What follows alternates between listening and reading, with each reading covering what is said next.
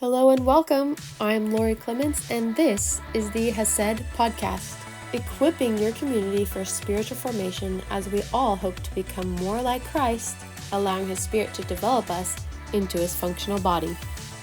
This is week 5 of our 8-week series where we will discuss the Hebrew word Hesed. As our community grows to become the church, the Bible uses the word Hesed to describe a love that is difficult to describe in the English language. Hesed is a word found in the Old Testament. It is translated into English as steadfast love, great love, loyal kindness, loving kindness, and mercies and faithful love. Let us consider building Hesed community in which we nurture a kind and loyal care for the well-being of one another. Jim Wilder would go further to explain that a group pursuing Hesed together would also pursue attachment, because attachment glues people together. As Matthew 22:37-39 suggests, which is, "You shall love the Lord your God with all your heart, with all your soul, and with all your mind. This is the greatest commandment, and the second like it is this, you shall love your neighbor as yourself." So as that verse suggests, we would do well to love God first and then love each other in a way that glues us together. For our group to grow in the character of Jesus, we cannot merely rely on the spiritual disciplines. If that were the case, Jesus would not have been so harsh on the Pharisees.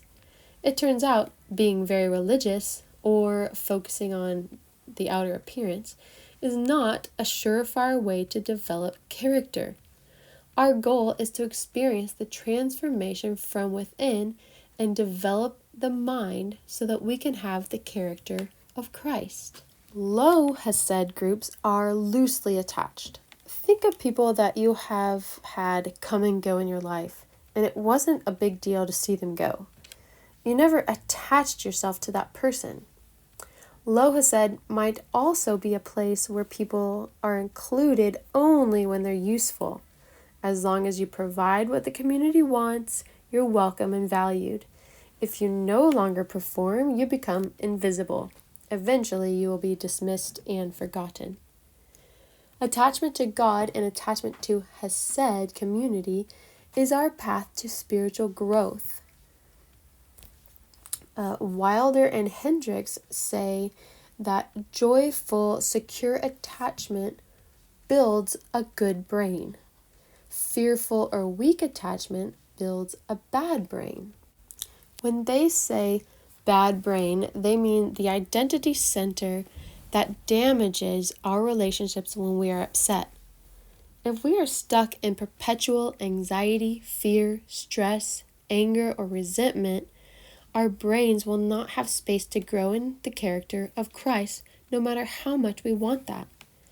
The secret to growth is not to avoid all unpleasant feelings, but to learn in our community and with God how to maintain an awareness of being loved and joyfully attached during those unpleasant experiences and emotions. Don't withdraw and allow yourself to be consumed by that emotion. Stay in it with God and with your people. I think all this comes down to, or in part, down to our rights as people. When we give our lives to Jesus, we no longer have a right to decide how our life goes. We no longer have a right to allow anger to grow in us. We give up our right to be offended. We give up our right to hold on to unforgiveness. When we make Jesus our Lord, we follow Him in His ways. So I've been practicing giving up my rights to be offended, because when I'm offended, I notice that I withdraw my love from that person that has offended me, which I think withdrawing love is a sin. If God is love, then we need to continually have love come out of us. And this is the way of the world, withdrawing our love, because it protects ourselves.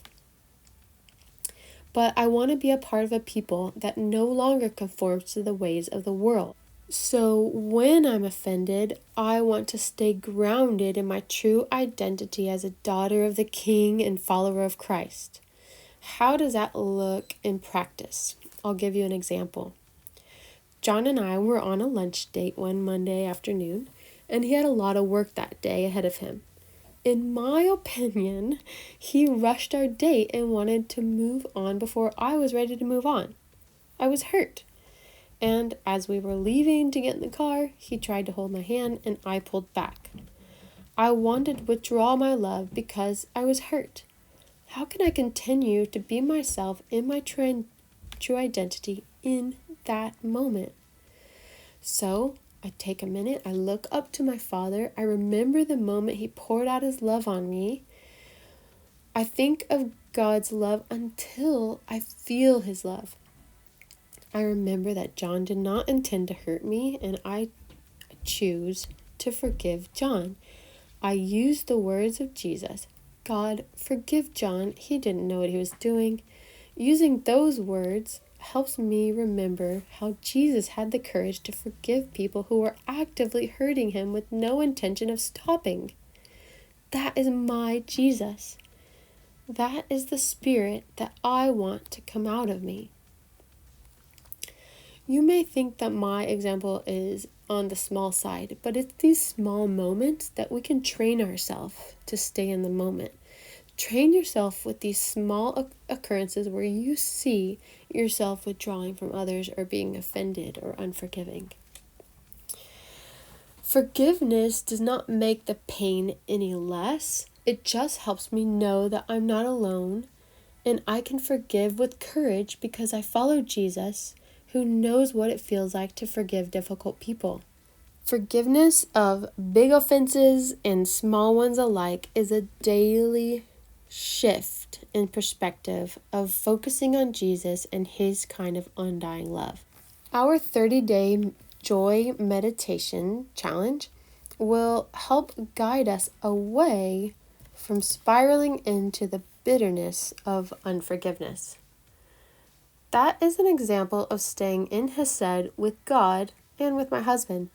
It takes faith in Jesus' promises that giving up our lives or our right to offense will gain us true life in the end. Because in the moment, forgiveness can feel like death or great defeat, even humiliating. In week 6, we will talk more about the power of forgiveness. Now it's time to go be with your people and discuss how you can build a Hesed community. That's it for me on this week's edition of Hesed Podcast.